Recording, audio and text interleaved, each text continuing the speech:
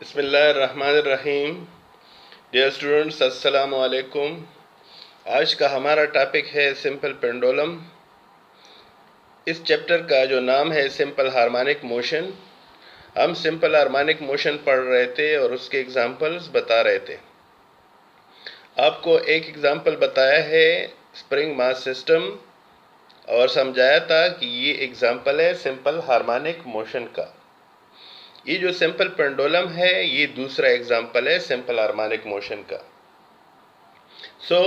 अगर simple harmonic motion को define करना हुआ और उसके एग्जाम्पल बताने पड़े एक या दो, तो ये दूसरा एग्जाम्पल सिंपल पेंडुलम है।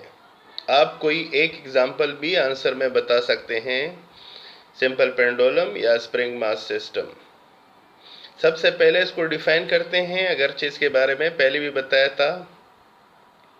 An idealized model consisting of mass suspended by a weightless, inextensible string supported fixed frictionless support. ये जो सिंपल पेंडुलम है आइडियलाइज्ड इसको इसलिए कहा गया है, ये आइडियल है, अगरचे आइडियल एग्जिस्ट नहीं करता। लेकिन कोई आइडियल सिंपल पेंडुलम हो तो इसमें एक छोटा सा मास, जिसको हम बॉब भी कहते हैं, किसी ऐसे वेटलेस इनएक्सटेंसिबल स्ट्रिंग का मतलब किसी ऐसे तार धागे से बांधा हुआ हो जो बेवजन हो।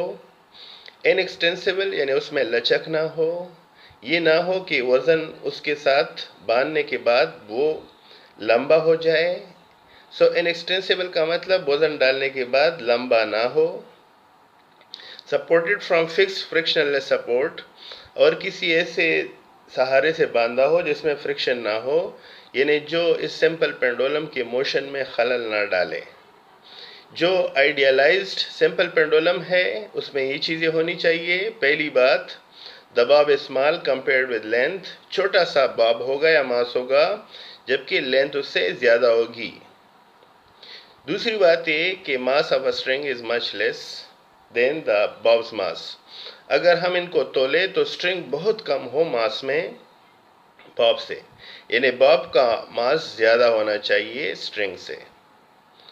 तीसरी बात, the string remain straight and doesn't stretch. इसका मतलब ये है कि जब आप इस स्ट्रिंग के साथ मास बांधे तो ये जो स्ट्रिंग है या धागा है या तार है ये सीधा रहे। एंड डजंट स्ट्रेच, और उसमें फैलाव पैदा ना हो, ये लंबा ना हो। तो ये आइडियलाइज सिंपल पेंडुलम की मिसालें हैं। ये आइडियलाइज सिंपल पेंडुलम ऐसा होना चाहिए। इस फिगर में एक सिंपल पेंडुलम दिखाया गया है। ये स्ट्रिंग है जिसकी लेंथ हम L से डिनोट करते हैं। ये बॉब है या मास है, सस्पेंडेड है एक साइड, और ये फिक्स सपोर्ट है जिसको हमने इनएक्सटेंसिबल फ्रिक्शनलेस सपोर्ट कहा। इसका मतलब कि अगर ये सिंपल पेंडुलम वाइब्रेट करे तो ये उसकी वाइब्रेशन को ना रोके। अगर आप इस बॉब को यहाँ छोड़ेंगे तो इस वक्त इसका ये मीन पोजीशन है या इक्विलिब्रियम पोजीशन है। ये इस वक्त जो इसका वेट है जो नीचे लगता है बराबर है इसमें जो टेंशन है स्ट्रिंग में जो ऊपर लगता है। अब अगर हम इस बॉब को यहाँ से उठाएं और इसको इस पोजीशन Q तक ले आएं, फिर अगर हम यहाँ पे इसको छोड़ें तो एक फोर्स इस पे लगेगी जिसको रिस्टोरिंग फोर्स कहते हैं। ये रिस्टोरिंग फोर्स दरअसल वेट ऑफ द बॉब की वजह से पैदा होती है। ये रिस्टोरिंग फोर्स इस बॉब को वापस इस मीन पोजीशन पर लाएगा, लेकिन इनर्शिया की वजह से यहाँ रुकेगा नहीं, इस तरफ आएगा। यहाँ पहुँचने के बाद वापस इसको रिस्टोरिंग फोर्स लाता है, फिर इनर्शिया की वजह से नहीं रुकता।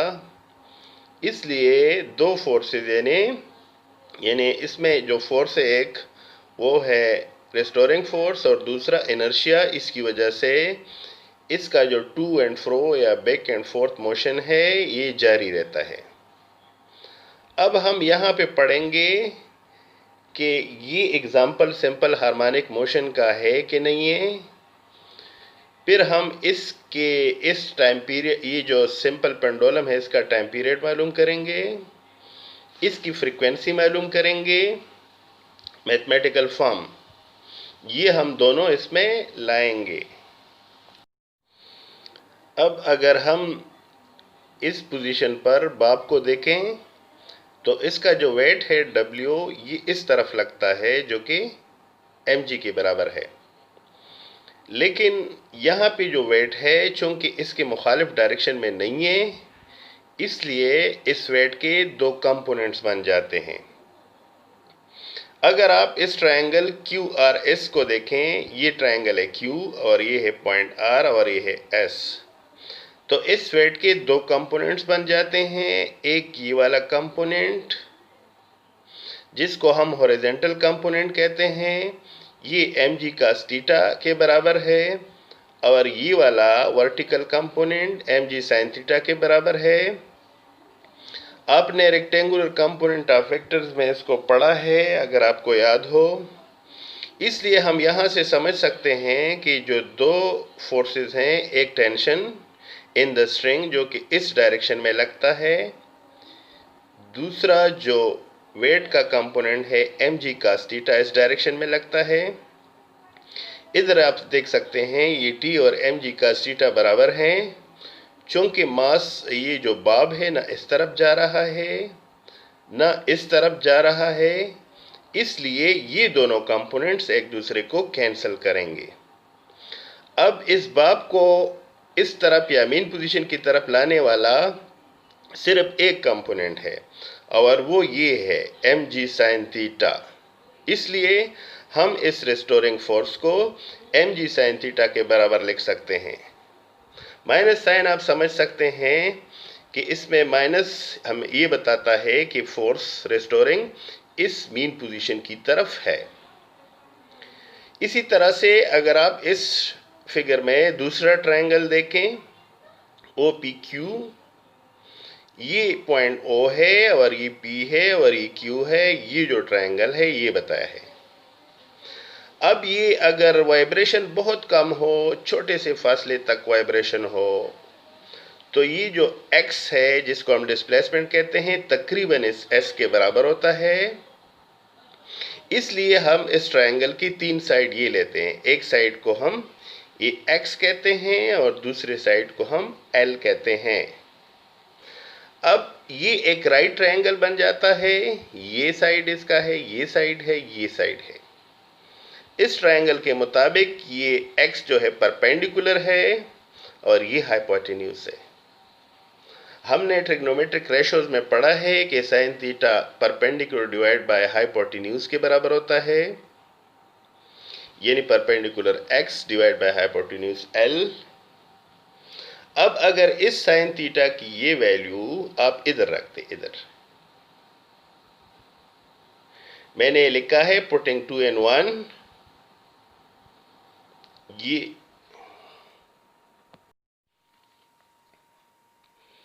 इस साइन थीटा की जगह x बाय L आ जाएगा, सो हम रिस्टोरिंग फोर्स को minus mg x by L लिख सकते हैं और इसको इक्वेशन 3 का नाम दे देते हैं। आपको बता दूं कि इस इक्वेशन में ये जो g है ग्रेविटेशनल एक्सेलरेशन, x है डिस्प्लेसमेंट, लेंथ है length of the simple pendulum. किसी एक्सपेरिमेंट के दौरान ये तीनों चीज़ें कांस्टेंट रहती है। g आप जानते हैं खास वैल्यू होती है 9.8 मीटर पर सेकंड स्क्वायर, और ये डिस्प्लेसमेंट और ये लेंथ ये भी चेंज नहीं होगा, इसलिए इन तीनों को हम कांस्टेंट लेते हैं।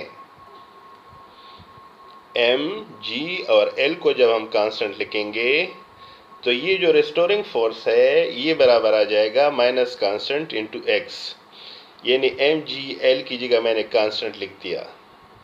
अगर आप इस इक्वलिटी साइन और कांस्टेंट को हटाएंगे तो इन दोनों की जगह प्रोपोर्शनलिटी साइन आएगा। If restoring force is directly proportional to minus x लिख सकते हैं। इसी तरह से हमें इससे पता चलता है कि ये जो मोशन ऑफ सिंपल पेंडुलम है ये सिंपल हार्मोनिक मोशन का एग्जाम्पल है। इस तरह से हम Newton second law of motion से ये भी लिख सकते हैं कि जो फोर्स है, चाहे रेस्टोरिंग हो चाहे जो भी फोर्स हो, बराबर है ma की।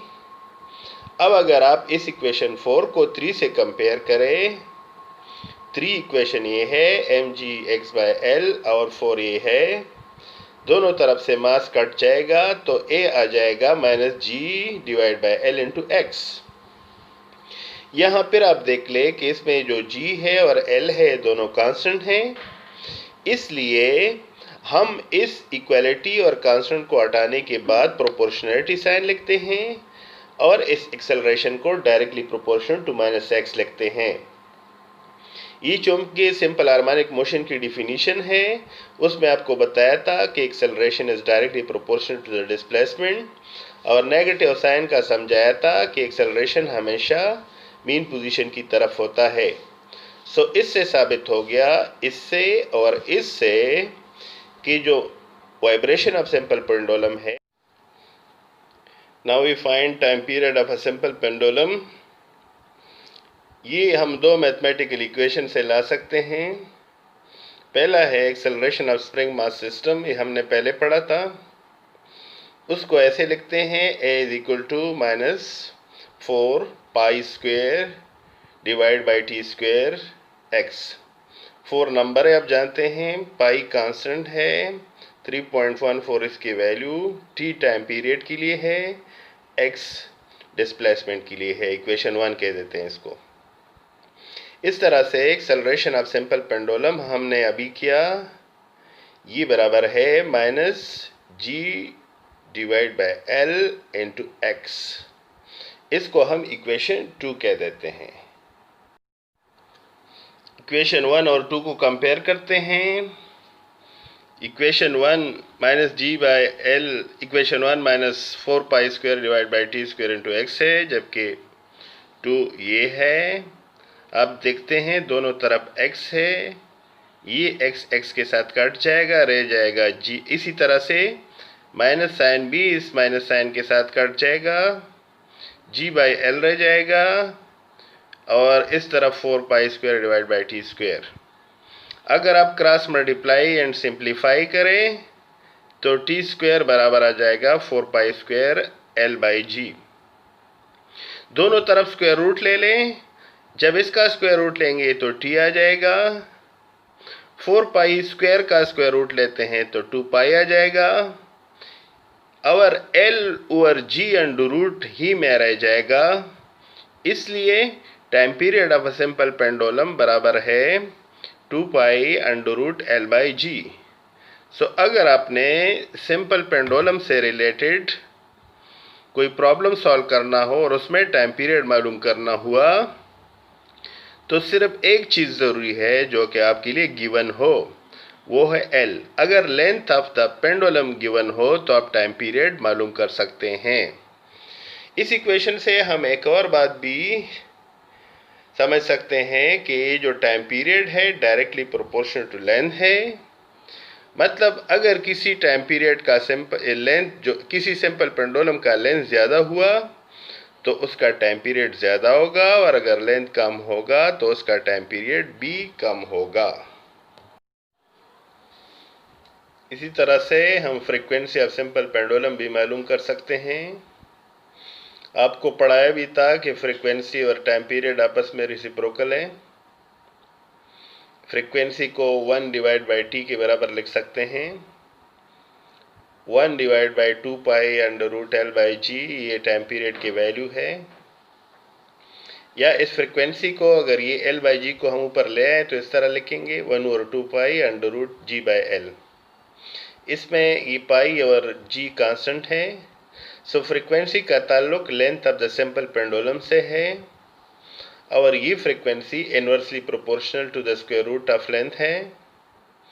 ये जो लेंथ अगर हम कम रखेंगे तो फ्रीक्वेंसी ज़्यादा होगी, और अगर लेंथ ज़्यादा रखेंगे तो फ्रीक्वेंसी कम होगी। मतलब ये है कि कम लेंथ के साथ number of vibration. Assignment for students, 10.5 gravitational field strength eight Everest. Mount Everest पर ग्रेविटेशनल फील्ड स्ट्रेंथ या जिसको हम स्मॉल जी से डिनोट करते हैं क्या होगा? What is the gravitational field strength at the top of Mount Everest at an altitude of 8,954 meter if the pendulum with a length of 1 meter has a period of 2.01 second? दो चीज़ें आपको बताई गई हैं, एक length of the simple pendulum बताया गया है और एक उसका टाइम पीरियड।